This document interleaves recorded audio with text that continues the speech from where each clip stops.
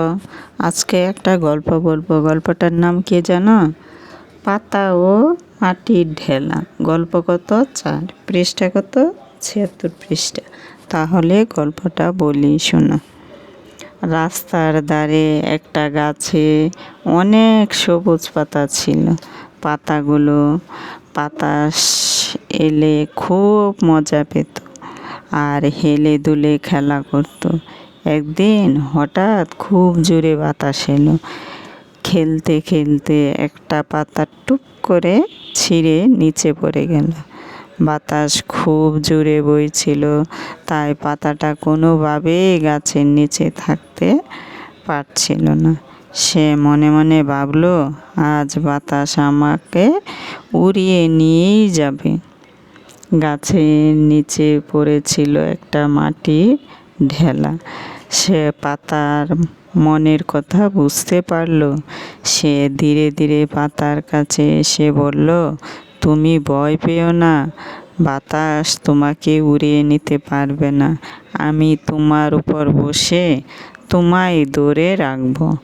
মাটির ঢেলার কথায় পাতার ভয় কিছুটা দূর হলো।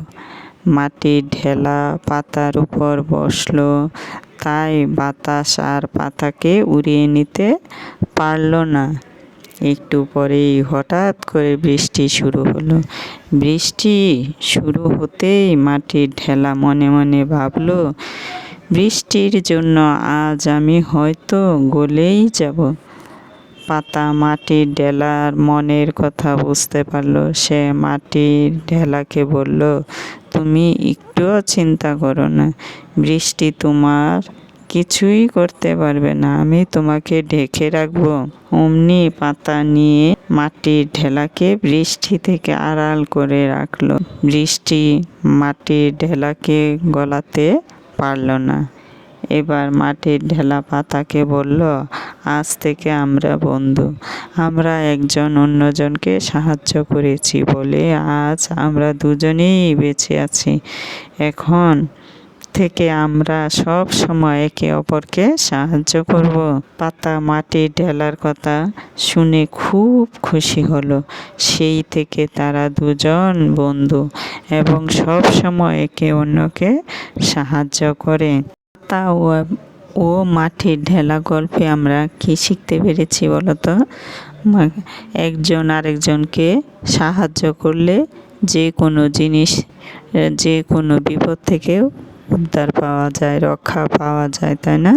দেখো, প্রথমে কি পাতাটা বিপদে পড়েছিল, তাই না? পরে কী করলো, মাটির ঢেলা তাকে সাহায্য করেছে।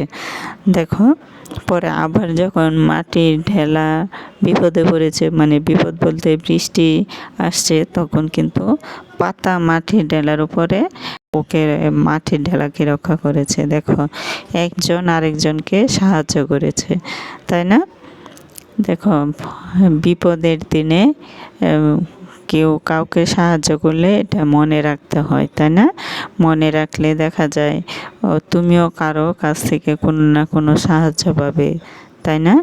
দেখো, এই গল্প থেকে আমরা শিখেছি যে একে অপরকে কিভাবে সাহায্য করতে হয়, তাই না?